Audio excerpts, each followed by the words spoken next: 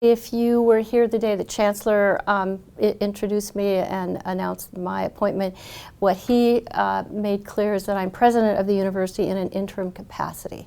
And he said that because he wanted to be everyone to be clear that there was no limitation on the role of the president.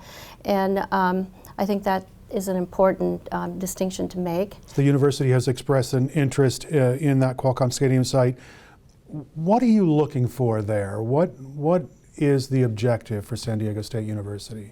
The objective there, beyond the immediate need for a football stadium, which I think everyone's very clear about, is to have the opportunity to develop the asset there in conjunction with the city of San Diego into something that's a real community, region-wide asset for the educational opportunities for future students of the university. There's a higher good to be achieved there if the university is part of the development to expand our growth over the decades to come. We don't think in terms of 2 or 3 years on something like this. We think in terms of the 120 years that we've already been a university and the next 120. You mentioned the Aztec football team, and their future is a little bit squishy beyond 2018 when their lease at Qualcomm expires. What are the options there? Well, option number one is for the city to come back to the table and extend our lease. That is a primary objective of mine, is to get that lease extended. Secondarily, we want the lease extended for a sufficient period of time, probably 2 years is sufficient, to actually build a stadium. In order to do that, we need to work with the city to identify a location on the site where we can move forward with the stadium construction, while the rest of the issues around the future use of the site are resolved. The FS Investors ballot initiative is scheduled to be on the ballot in November of 2018.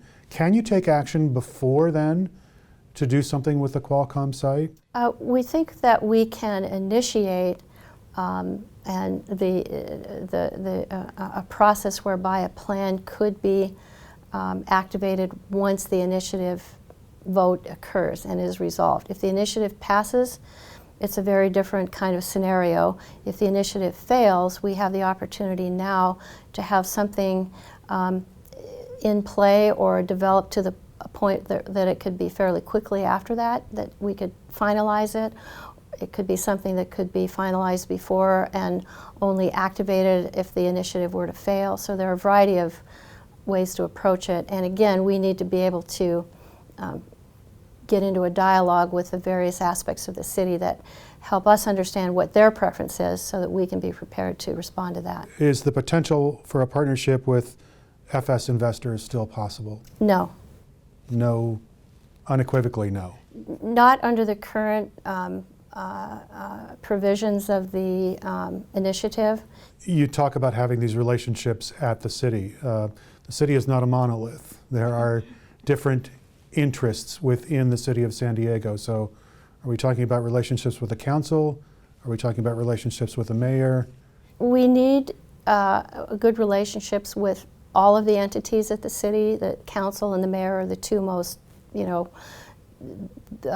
singularly identifiable, but there are city departments that also would need to be involved, and with whom in the past, real estate assets, for example, we've had a good relationship when we were a tenant at Qualcomm.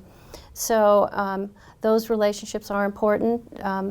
We have been working to establish and build those. I've recently met with several of the city council members myself. So we're working on that. That's very important. We're speaking with San Diego State University President Sally Roush. Sally, thanks. Thank you so much.